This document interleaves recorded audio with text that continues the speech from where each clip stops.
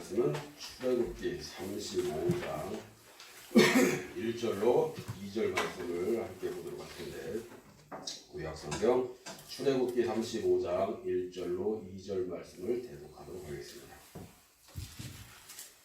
모세가 이스라엘 자손의 온 회중을 모으고 그들에게 이르되, 여호와께서 너희에게 명령하사 행하게 하신 말씀이 이러하니라.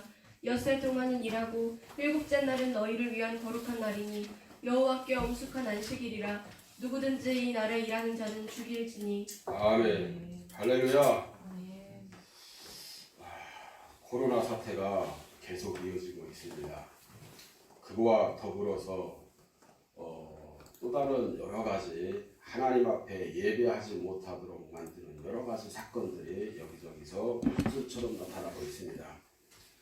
이러한 시기 가운데 우리가 아직까지도 10년, 20년, 30년 아니 오랫동안 예수를 구주로 믿고 우리가 예배하며 이렇게 살았지만은 여전히 우리 마음속에서 하나님의 말씀이 명확하게 무엇인지 잘 알지 못하고 생활하고 있는 경우가 많고, 또 설령 조금이라도 알았다 할지라도 이것이 우리 마음속에 체질화되지 못한 삶을 살고 있을 때가 참으로 많습니다.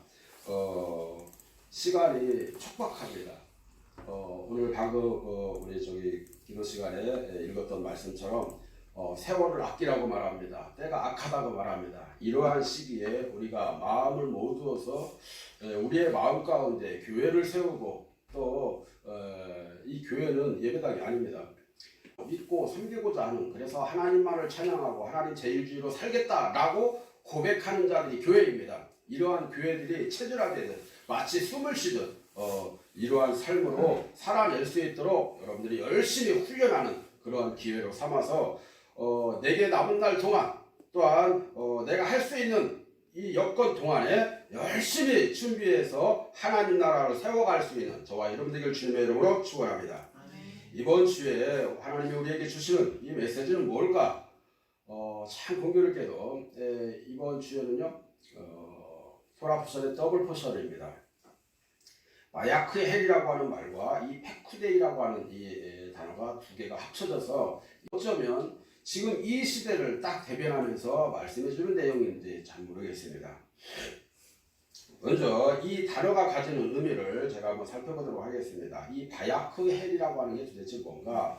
오늘 방금 읽었던 이 본문 말씀에 출애굽기 35장 1절 말씀에 보면 그런 얘기가 있어요. 모세가 이스라엘 자손의 온 회중을 모으고, 여기서 회중을 모은다라고 하는 이 뜻을 갖고 있습니다.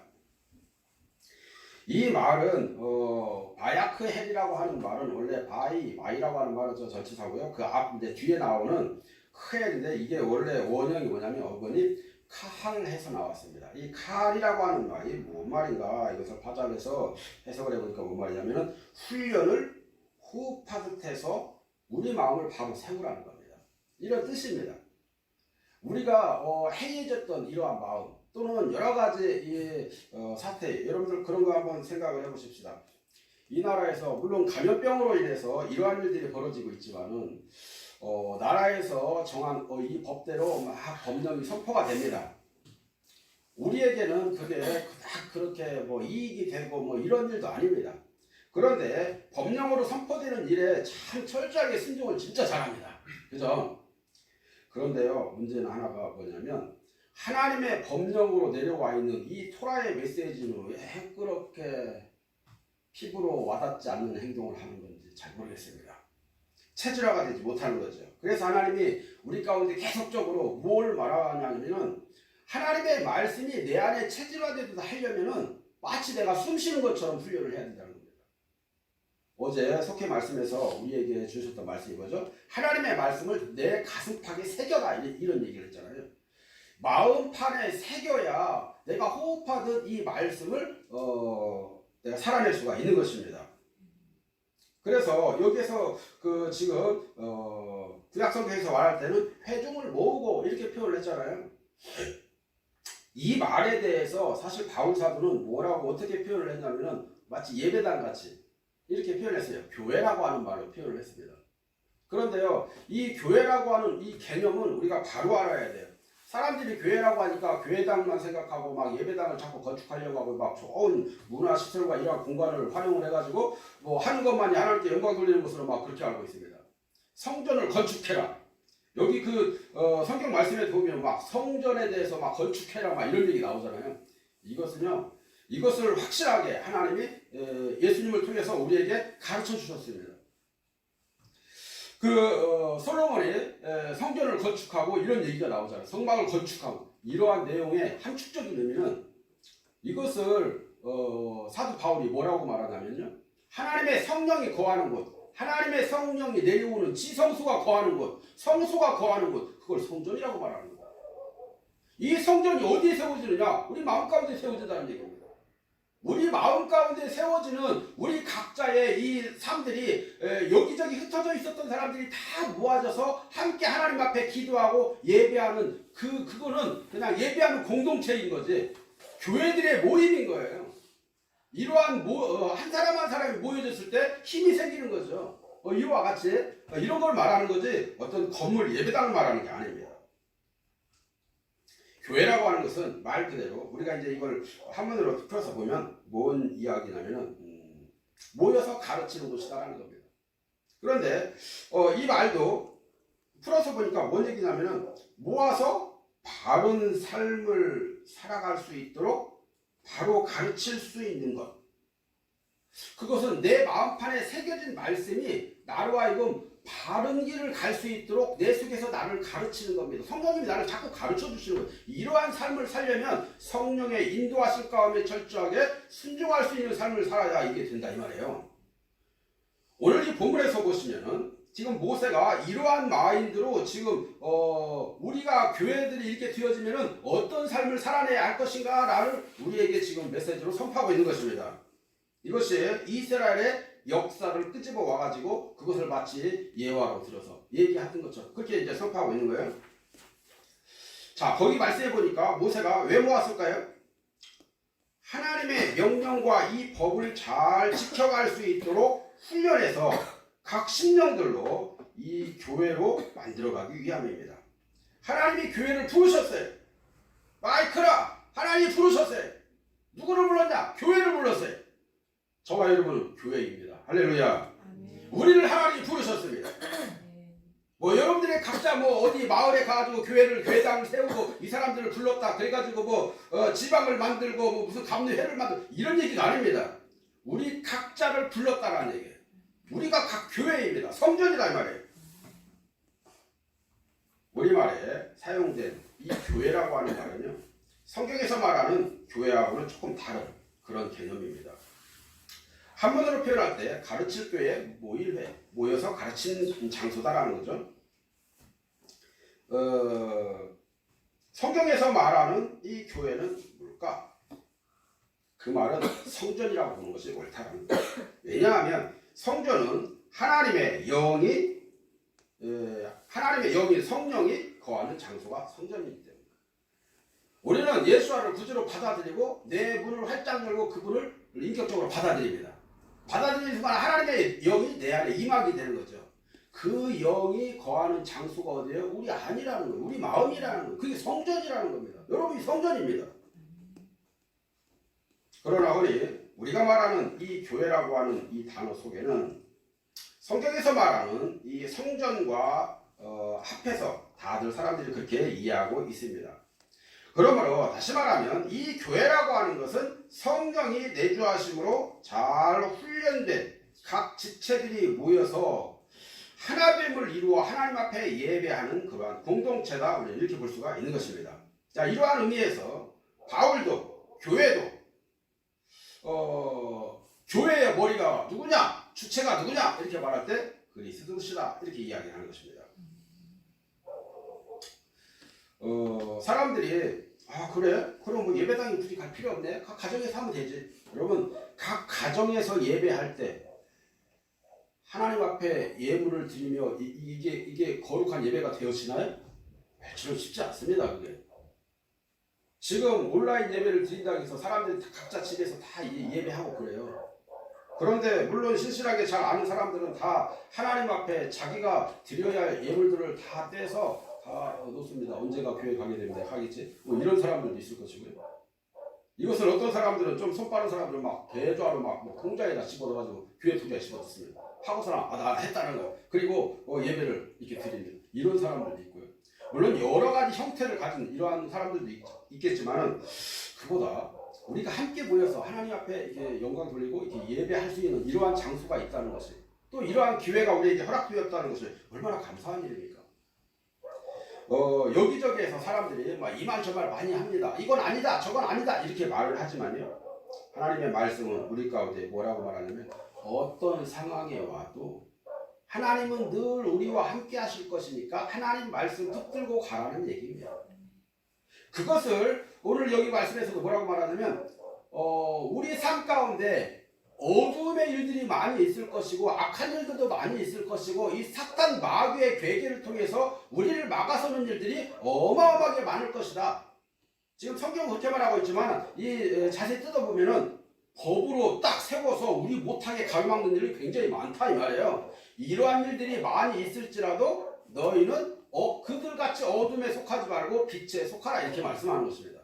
여러분 빛의 자녀들같이 되시기 바랍니다. 언젠가는 분명히 나타납니다. 마치 송곳이 우리 주머니를 뚫고 나오듯이 여러분 빛으로 내가 살고 있다라면 어둠 가운데 그 어둠의 장막 가운데 내가 살고 있다 할지라도 언젠가 촛불길에 나올 때 나오는 것은 뭐예요? 빛이 나오더라 이 말이에요. 에베소서 말씀은 분명히 우리에게 그렇게 말씀합니다. 모든 성도는 머리 되시는 그리스도를 중심으로 각 직체를 이루어 간다. 바로 그렇게 말합니다. 그러므로 교회는 머리를 중심으로 각 지체가 모여서 하나님의 명령 체계를 갖추는 것으로 설명할 수가 있는 것입니다. 이러한 의미에서 교회는 뭐냐? 하나님 나라요. 이스라엘과도 같은 이러한 맥락을 개념을 가진 그러한 것이라는 거죠. 네, 그러므로 우리가 이 교회로 훈련되어지기 위해서는 뭐냐? 무엇보다 명령을 잘 지켜 행할 줄 아는 그러한 훈련이 필요한 겁니다. 이 명령은 헌법만이 아닙니다. 물론 나라의 법도 순종해야 되죠. 그런데요, 중요한 것은 하나님의 법 앞에 순종할 자세가 됐냐라는 거예요.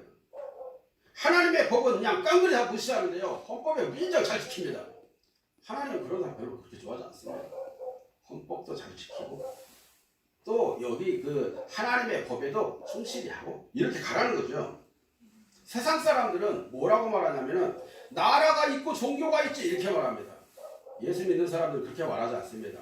하나님이 계시기에 하나님이 나라를 세우신 겁니다. 그 나라의 통치자가 하나님이 인정함에 따라서 세워진 것입니다. 그렇기 때문에 뭐가 먼저일까요? 하나님의 법이 먼저야 되는다 이 말이에요. 잘 알지도 못하는 사람들이 지가 뭐라도 하나 세웠다고 막. 여러분 한번 그런 생각을 하게 됩니다. 나라가 세워져서 각 개인의 가정들이 막 생겨났습니다. 그랬는데 이 사람들이 나도 이제 가정을 이루었어. 내 가정 속에서 일어나는 이러한 관습법이 최고야. 이렇게 이야기하면서 나라를 깡그리 무시해버립니다. 그럼 나라가 생각하기는 어떨까요? 굉장히 괘씸한 거예요. 안 그럴까요? 아니 지 가정이 어떻게 생겨났는데 나라라고 하는 이 테두리 안에서 가정이 생겨난 거잖아. 그러잖아요. 이걸 알아야 되는데 제가 이제 조금 머리에 든 게 좀 먹물이 좀 들었다고 말해요. 가정이 먼저라는 거예요. 그 사람들이 말하기 이 가정이 모아서 나라가 됐다고 이렇게 말해요. 나라가 형성이 되지 아니하면 가정도 없는 겁니다. 하나님의 나라, 하나님이 통치하시는 이 땅이 존재하지 않으면 나라도 없습니다. 할렐루야. 성경은 뭐라고 말씀합니까? 하나님은 모세를 통해서 온 회중을 모아라 그래요. 모으고 가장 첫 번째로 뭐 해야 되냐면 첫 번째 명령으로 안식일에 하나님께 예물을 드림으로 시작을 해서 성막을 지어라 이렇게 말씀합니다. 그리고 뭐 하냐면 안식일을 지키라 이렇게 얘기하죠. 오늘 이 토라 쿠션 말씀에 카할 이 헬라어로 이야기하면 에클레시아라고 합니다. 우리말로는 교회 이런 뜻이에요. 그리고 두 번째 주었던 그 토라 쿠션은 팩투데이입니다. 이 팩투데이라고 하는 말과 연결하면 참 재밌습니다. 팩투데이는 뭐냐면 계산한다 이런 말인데 다른 말로 얘기하면 권고한다 이런 말이에요. 여러분 권고라고 하는 말은 뭘까요? 뭔가를 내가 알리고자 하는 그것을 구원해드린다. 명령하는 게 아니라 구원한다라는 겁니다. 자, 그런데 이것을 파자면 어떤 얘기냐면 하나님의 능력의 말씀을 내 입으로 이게 말하는, 시인하는데 소망을 두며 살아라 이런 얘기입니다. 그 얘기는 무슨 말이야? 여기에는 밖에 나가가지고 저기 그 악을 범하는 사람들에게 야 그거 잘못됐어 이 얘기 하라는 게 아니에요. 하나님이 주신 이 말씀, 소망의 말씀을 하나님이 예수 그리스도를 통해서 우리에게 핏값을 통해서 우리를 자유케 하셨고 죄 문제를 해결해 주셨어. 하나님 나라를 세워야 돼. 이 말을 하라는 거예요. 여러분 예전에 제가 그러한 말씀을 한번 드린 적이 있습니다. 비빔면을 먹게 되는데 그걸 막 해가지고 나중에 그것을 이렇게 끓여가지고 이렇게 하게 되잖아요. 찌꺼기를 버릴 때 어떤 사람들은요 찌꺼기만 따라 버리고 또 찌꺼기 나오면 또 버리고 막 이렇게 하는 경우가 있는데 저는 그렇게 하지 않고 씻는 이 물을 계속 부었어요. 거기다가 수돗물을 속에서 계속 부었더니 찌꺼기만 싹 나가고 나중에 이게 맑아지더라는 얘기예요. 하나님이 원하시는 건 그겁니다. 하나님의 말씀, 올바른 말씀, 정직한 말씀, 바른 말씀을 내 마음에 새겼더라면 그것을 계속 얘기하라는 거예요. 그것을 통해서 변화시키라고 하는 거예요. 그래서 성경은 뭐라고 말하냐면 선으로 악을 이겨라 이렇게 말하는 거예요. 여러분 우리는 이러한 상황을 잘 알아야 돼요. 말씀을 입으로 시인하는 삶이라는 거지 이 말씀을 가지고 그 사람들과 대적해라 그러지 않았습니다. 마귀와 대적해라. 물론 그럴 수 있어요. 마귀의 일과 대적해라. 근데요 마귀와 싸워서 이기는 분은 하나님이십니다. 내가 하는 게 아니에요. 한마디로 하나님을 경외하는 인생을 살되 날마다 말씀을 붙들고 기도하는 삶을 살라 이걸 이야기하고 있는 것입니다.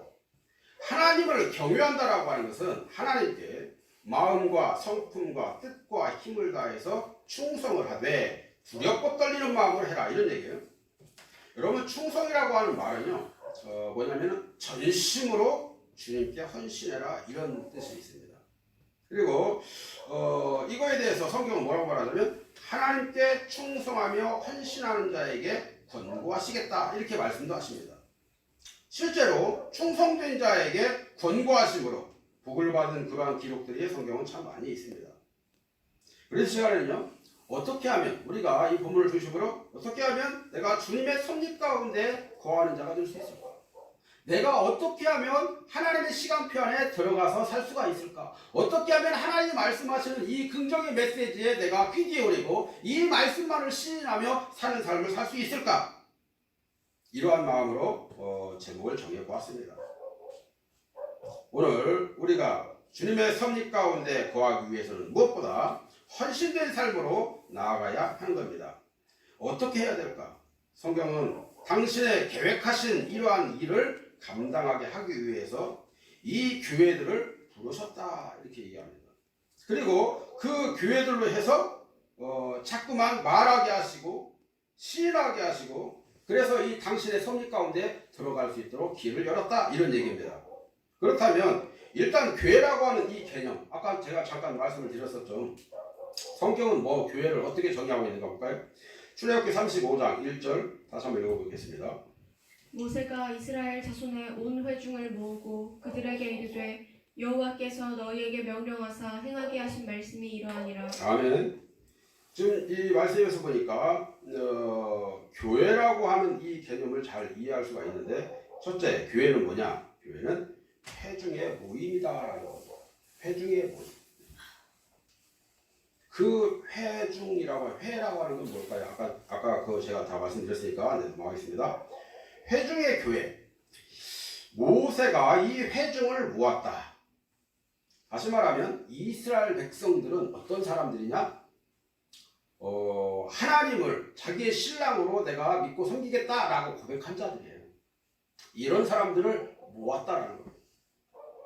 그래서 이 교회는 제가 아까 그 말씀드렸던 것처럼 교회라고 하는 개념은 하나님의 부르심에 순종하는 자들이다 이렇게 볼 수 있어요.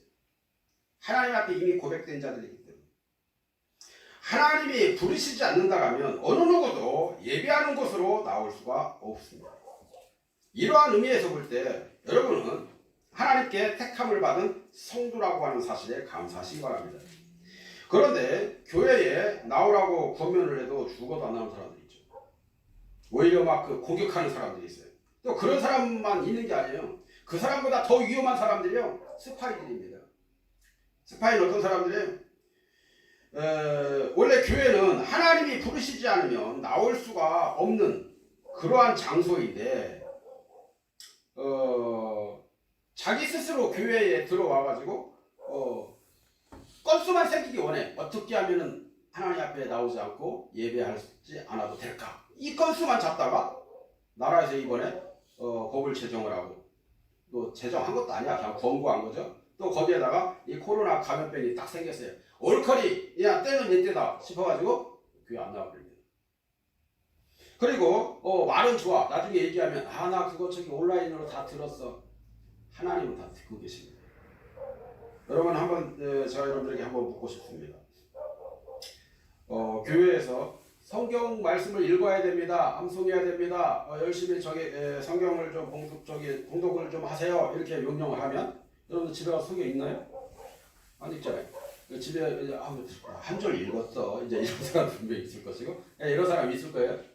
그런데요, 성경 말씀에서 나와 있는 이야기대로 이렇게 해라 이야기하면 그 말씀에 순종할 준비, 이것이 호흡하고 훈련하는 것이다 이 말이에요. 이런 삶을 살아내라고 하는 것입니다. 또 이 부름을 받은 자가 얼마만큼이나 있을 때에 교회라고 말할 수 있을까? 예수님이 그걸 확실하게 정해놓았죠.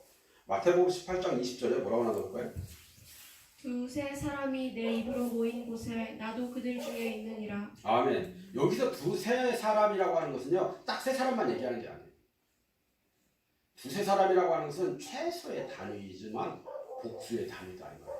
나 혼자가 아니라 나 말고 또 다른 누군가와 같이 이렇게 할 수 있는 사람이 있다라면, 그때 너희가 합심해서 누군가의 이름을 부르짖고 중보하고 기도하면 내가 그들과 함께 있어 내 그 소리 듣겠다라는 겁니다. 할렐루야.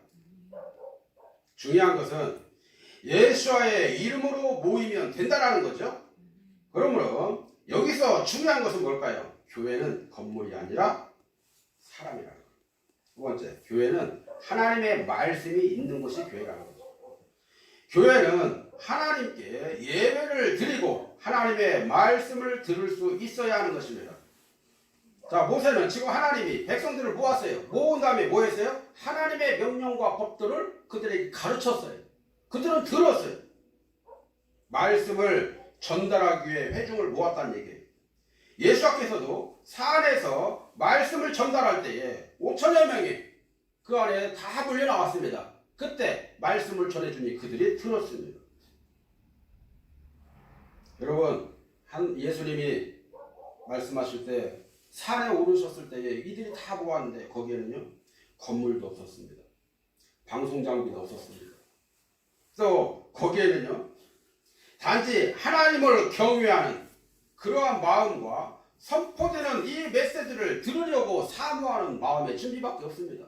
또 물론 또 다른 사람도 있죠. 구경하는 사람도 있을 것이고, 뭔가 기적을 체험하려고 한번 보고 싶은 사람도 있을 것이고, 여러 부류가 있었겠지만은 중요한 것은 말씀을 사모하는 자들도 있었다는 얘기입니다. 그곳에서 주님은 그들과 함께 나를 좋아하는 사람들이 이렇게 많구나, 내가 스타네 하고 거기서 만담을 즐긴 게 아니에요. 개그 콘서트를 연 게 아니에요. 어떤 교회에 가보면은요, 말씀 한 줄 읽어놓고 그냥 세상 돌아가는 이야기만 그냥 줄줄이 내뱉다가 그냥 끝나는 교회도 있습니다. 하나님의 말씀을 선포하라고 그러지. 누가 그 얘기합니다. 아니 저기 말씀 좀 선포해 주세요. 성도 중에 누가 얘기하면 이게 내가 저기 말씀을 읽다가 감동받은 메시지야, 이거 들어와. 지가 하나님이야. 이 이야기는요, 저 흰돌산의 윤석준 목사님이 자주 하는 말씀입니다. 아니 지가 하나님이냐고. 하나님이 들려주시는 메시지를 전달하라는데 왜 지 생각만 얘기하냐고. 안 그러겠어요? 그곳에는 하나님 입에서 나오는 이 토라를 듣기 위해서 또 그들에게 그 토라를 전달해 주기 위해서 하나님이 모세를 통해서 뭐라고 한 것이지, 담당 목사님의 어떤 자기의 의견을, 그냥 주관적인 의견을 듣게 하기 위해서 모은 게 아닙니다. 세 번째, 교회는요, 몸된 이 주님의 성전인 겁니다. 아까 제가 말씀드렸던 것처럼 교회라고 하는 것은요, 그냥 목회자의 신상 내력을 파악하고 옛날 돌아왔던 그 과거의 삶을 무슨 자랑하는 자리가 아닙니다. 여러분 제가 여러분들에게 예와 얘기 잘 안 합니다. 안 하는 이유가 뭘까요? 하나님의 말씀을 강단해서 그 위의 말을 하기가 참 두렵습니다. 왜냐하면요, 너 아니야 말할까봐 그냥 하나님의 말씀만 선포하는 겁니다. 지겹다 할지라도 할 수 없죠. 모세가 말할 때 아마 백성 중에는 좋은 사람 없었을까요? 분명히 있었을 거예요. 그렇지만 하나님 그냥 긍휼로 자기 하심으로 받아주시는 거죠. 여러분 에베소서 2장 21절로 22절에 뭐라고 나오나 볼까요? 그의 안에서 건물마다 서로 연결하여 주 안에서 성전이 되어가고 너희도 성령 안에서 하나님이 거실 처소가 되기 위하여 예수와 안에서 함께 지어져 가느니라. 아멘. 자, 지금 모세는 회중들에게 하나님의 말씀에 따라서 자원하는 마음으로 예배를 드리고 거룩한 성막을 만들어 가라 이렇게 말씀합니다. 성막을 통해서 하나님의 섭리 가운데 지금 거하기를 원하셨던 거죠. 성막이라고 하는 게 뭐였어요? 회개라고 했잖아요. 이 회개를 통해서 육신에 속한 우리들의 이 죄된 모습들을 모두 다 씻어내고 성령의 이 기름 부으심에 힘입어서 하나님 나라를 세워가라고 하는 것입니다. 지금 이 메시지가 담고 있는 의미예요. 이제 건물이 아닌 하나님의 이 입에서 나온 이 토라의 정신에 우리가 힘입어서 성령이 거하게 하신 이 장소가 성전임을 우리가 확실하게 알게 됐습니다. 이러한 성전이 두세 사람이 모여져 있었을 적에 예수께서는 거기 나도 함께 하겠다 지금 말씀하신 겁니다. 코로나19 감염병으로 세계가 술렁이고 있는 이때에 모든 나라뿐만 아니라 우리 이 대한민국에 있는 모든 병원 또는 기업 또 교회 각 가정 학교 관공서 할 것 없이 모든 곳들이 다 문제가 생겼다면 다 문을 닫고 그냥 두문불출하고 있습니다. 이러한 상황으로 이 정치, 사회, 경제, 문화가 혼란에 빠지고 금융의 위기가 찾아왔습니다. 이러한 현상이 조금 더 지나면 아마도 사람들은 답답하여 미치고 말 것입니다. 그때는 사람들은 본능에 따라 행동하도록 아마 그렇게 뒤어지게 될 겁니다. 수순이 그래요. 이 나라뿐만 아니라 세계가 미쳐 돌아가는 이 시기도 불과 얼마 남지 않은 것 같습니다. 이러한 시국에 우리는 각 가정에서와 또 작은 이 교회들은 3, 4, 5 모여서 합심하여 회개하고 통해 자복하며 이 세계와 나라와 이 교회들을 위해서 함께 기도해야만 할 것입니다. 그냥 기도하자가 아니라 정말 나 혼자라도 앉아서 하나님의 이름을 부르고 하나님의 얼굴을 구하며 우리가 기도하는 시간들을 가져야 한다 이 말이에요. 믿지 아니하는 사람들은 그러한 행동에 우리에게 무슨 이득을 가져다 줄 것이며 그것이 감염 확산과 무슨 상관이 있느냐고 손가락질하면서 미쳤다고 말할지 모릅니다. 그렇지만 그 사람들이 그러든 아니하든 우리는 하나님의 말씀에 의지해서 우리의 죄악으로 패역한 이 세대를 회개하고 하나님 앞에 돌아가야 할 준비를 해야 되지 않겠느냐 이 말입니다. 이러한 시국에 소수의 우리들만이라도 우리 하나님 앞에 하나님의 섭리 가운데 있기 위해서 무엇보다 우리의 성령을 보신 각 교회들이 즉 신령들이 각자의 이 몸을 최고의 예물로 삼아서 하나님께 드릴 준비를 해야 된다 이 말입니다. 오늘 우리는 구약 성경을 통해서 이 주시고자 하시는 이 말씀을 들을 줄 알아야 합니다. 모세를 통해서 이스라엘 자손들을 모았습니다. 그리고 가르쳤고 그들에게 권고했습니다. 이제 모였으니 하나님의 공의와 이 말씀을 확실하게 입으로 시인하고 선포해서 하나님의 시간표에 합류해야 하는 일이 우리의 과제입니다. 이러한 시국에 여러 곳곳에는 크고 작은 그룹들로 하나님께 기도하는 모임들이 우주순처럼 생겨나고 있습니다. 여기저기서 자꾸 방해 공작이 들어오지만 여기 아랑곳하지 않습니다. 왜? 성령의 힘이 더 크거든요. 여러분 예수님 당시에도 제자들이 선포할 당시에도 똑같았습니다. 공회에서 너 예수의 이름으로 이제 더 이상 얘기하지 마. 너 백성들 선포하지 마라. 이렇게 말할 때에 베드로가 하는 이야기가 있습니다. 우리의 육신을 힘들게 하고 감옥으로 끌고 가게 하고 또 그래서 고통을 주고 또 우리의 몸을 죽일 수 있는 너희들에게 순종해야 할 게 아니라 우리의 몸과 마음과 저 영혼까지도 파멸시킬 수 있고 다시 생성시키게 하시는 우리 여호와 하나님 앞에 내가 순종해야 되지 않겠느냐라고 당당하게 말씀하는 이 베드로의 메시지. 여러분 우리는 어느 편에 서야 할 것입니까? 이것은 바알에게 무릎 꿇지 아니한 7천의 이 군사들과 같이 재림하실 주님 앞에 단 한 사람이라도 더 구원받게 하시기 위한 은혜이자 또한 사랑인 것이므로 우리는 확실하게 알고 기도로 준비할 줄 알아야 된다 이 말입니다. 이러할 때 우리가 하나님의 섭리 가운데 하나님의 시간표 안에 들어가기 위해서는 먼저 거룩한 옷을 입고 있어야 할 줄 안다 이 말이에요. 출애굽기 39장 1절에 뭐라고 나올까요?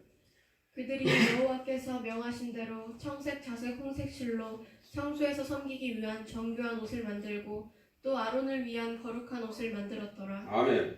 여러분 옷은요 뭘까요? 옷은 우리들의 수치를 감추어주는 그러한 역할을 합니다.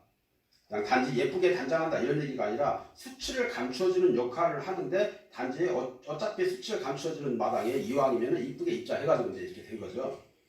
하나님께서 최초로 옷을 지어 주셨는데 그것은요 죄로 인해서 주신 것이었습니다. 우리의 죄를 가려주시고 우리의 죄와 허물 덮어주시고 외부로부터 이 보호해 주시기 위해서 동물의 가죽으로 가죽옷을 지어서 입혀주신 겁니다. 오늘 주님을 믿는 우리들은요 과연 어떤 옷을 입어야 하는 걸까요? 우리는 오늘 본문에서 말씀해 주시는 것처럼 제사장의 옷을 입을 줄 알아야 됩니다.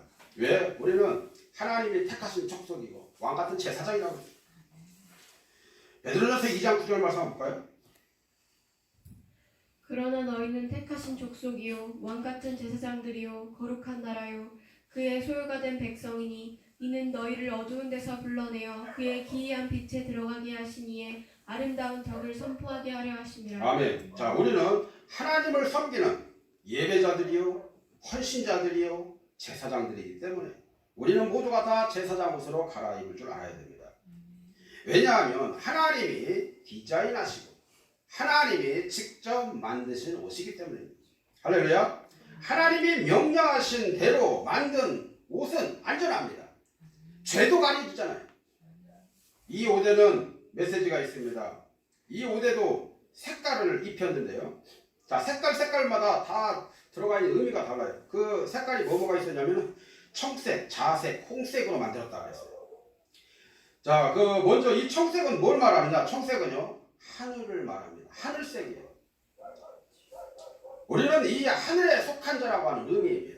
이 옷을 입었다라고 하는 거, 하늘색이 들어가 있는 옷을 입었다는 거, 나는 하늘에 속한 자다 이런 얘기예요. 그러면 자색은 뭘까요? 자색은요, 왕이나 귀족들이 입는 옷입니다. 우리는 왕 같은 제사장이라는 거예요.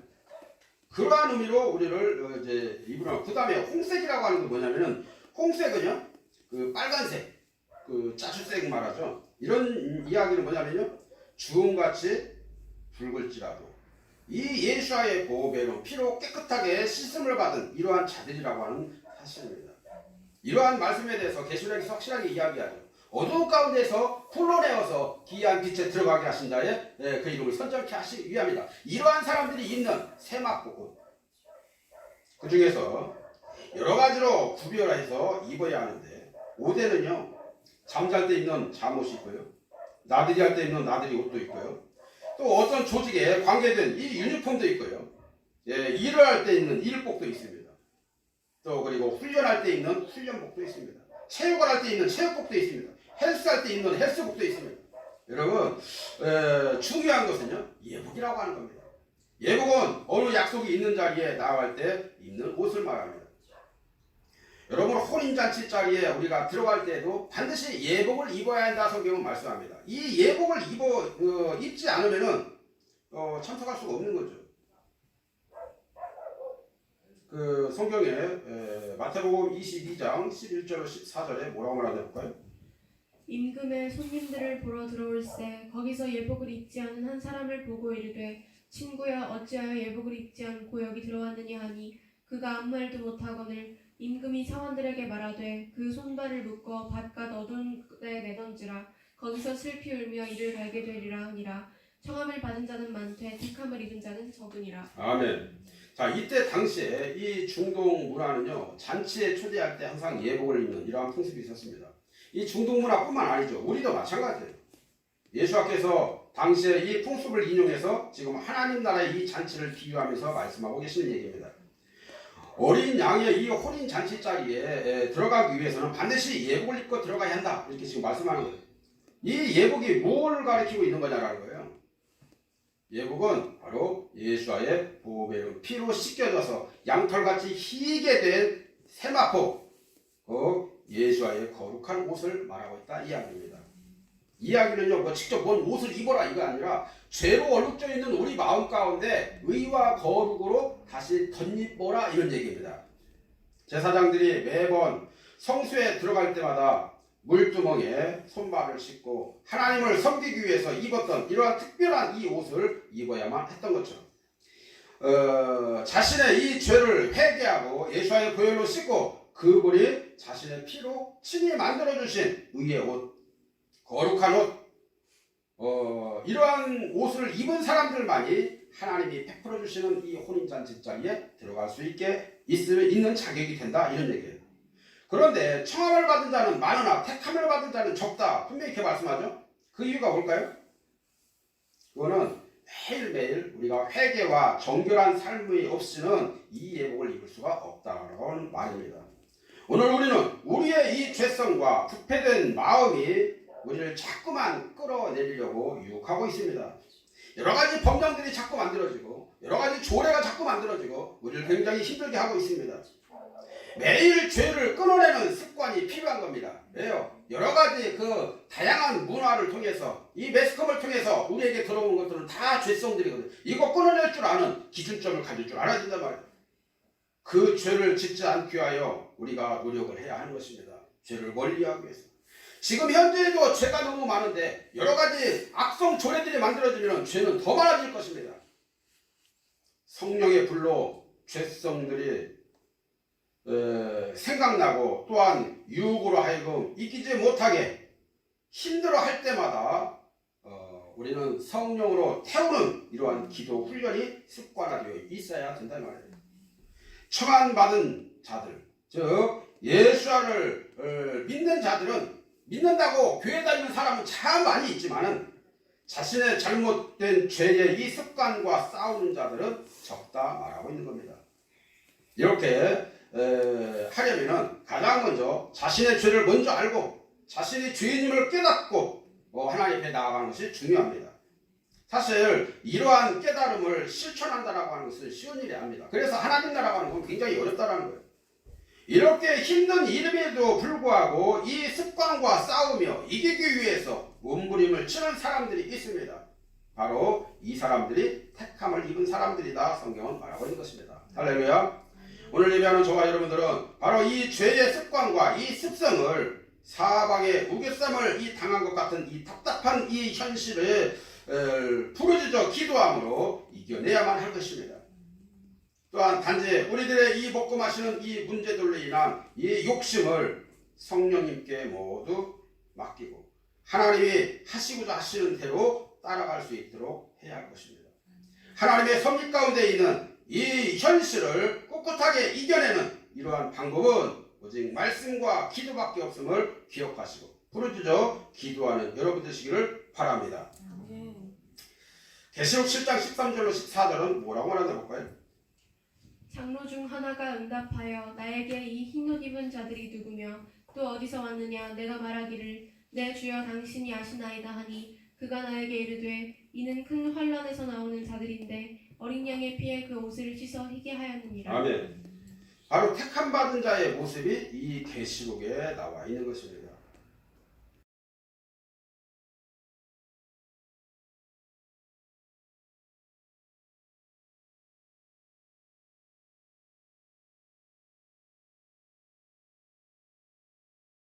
나 기도하고 나름대로 지금 묵상하고 하고 있거든. 나는 참 깨끗하니까 나 구원 받았으니까 뭐 됐지 뭐 이렇게 하면서 여전히 삶은 그냥 세상 사람들과 여전히 비슷비슷해. 단 이러한 삶을 살고 있다면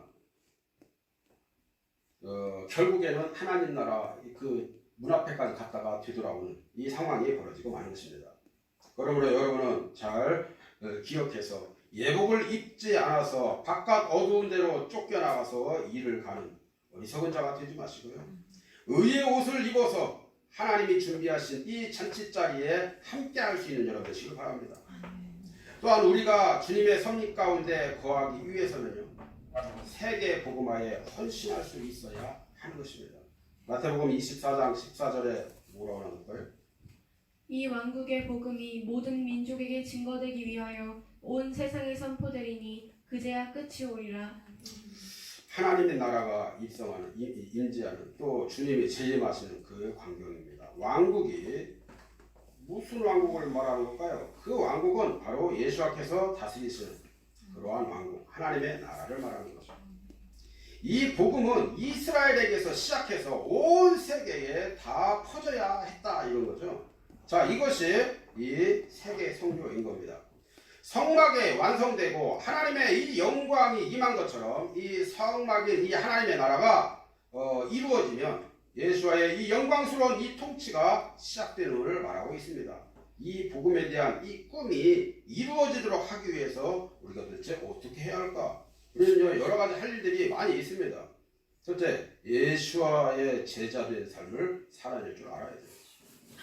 예수를 믿는 자는 실제로 그분의 이 제자가 되는 겁니다. 제자는 그냥 단지 내가 어떤 모임에 들어갔기 때문에 제자가 아니에요. 제자는 스승의 뒤를 따라가는 그러한 사람을 말하는데, 스승을 따라가는 자는 자기 자아를 다 부인하고 스승의 것을 온전히 받아들이는 자입니다. 제자는 무엇보다 주님의 명령을 수행할 책임이 있는 자입니다. 마태복음 28장 19절 20절은 뭐라고 나올 거예요? 그러므로 너희는 가서 모든 민족을 제자로 삼아 아버지와 아들과 성령의 이름으로 세례를 베풀고 내가 너희에게 분부한 모든 것을 가르쳐 지키게 하라. 볼지어다 내가 세상 끝날까지 너희와 항상 함께 있으리라 하시니라. 아멘. 우리는 지금 하나님의 자녀요, 주 예수와의 참 제자입니다. 이 땅에서 하고 있는 그 어떠한 일이라도 주님의 나라를 위한 일로 감당할 수 있어야 하는 겁니다. 두 번째는 우리의 주님이 주신 이 숙제인 선교 명령에 순종할 줄 알아야 합니다. 우리는 이 선교 명령에 반응하기 위해서 준비되어져야 하는 것이 있는데, 그게 뭐냐면은 항상 자기가 속한 곳에서 자신이 선교사라고 하는 마음을 가져야 한다는 것. 둘째는 예수를 최우선적으로 사랑하며 살아가야 한다는 것. 마태복음 10장 37절에 보니까요, 아버지나 어머니를 나보다 더 사랑하는 자는 내게 합당하지 아니하고 아들이나 딸을 나보다 더 사랑하는 자도 내게 합당하지 아니하며, 이렇게 말씀합니다. 세 번째는 우리는요, 하나님의 일을 할 때에 항상 기도와 말씀이 전략이 되어야만 한다, 이렇게 말씀합니다. 출애굽기 40장 36절 38절에 뭐라고 나올까요? 구름이 성막 위에서 떠오를 때에는 이스라엘 자손이 그 모든 행진하는 길에 앞으로 나아갔고 구름이 떠오르지 않았을 때에는 떠오르는 날까지 나아가지 아니하였으며 낮에는 여호와의 구름이 성막 위에 있고 밤에는 불이 그 구름 가운데 있음을 이스라엘 족속이 그 모든 행진하는 길에서 그들의 눈으로 보았더라. 아멘.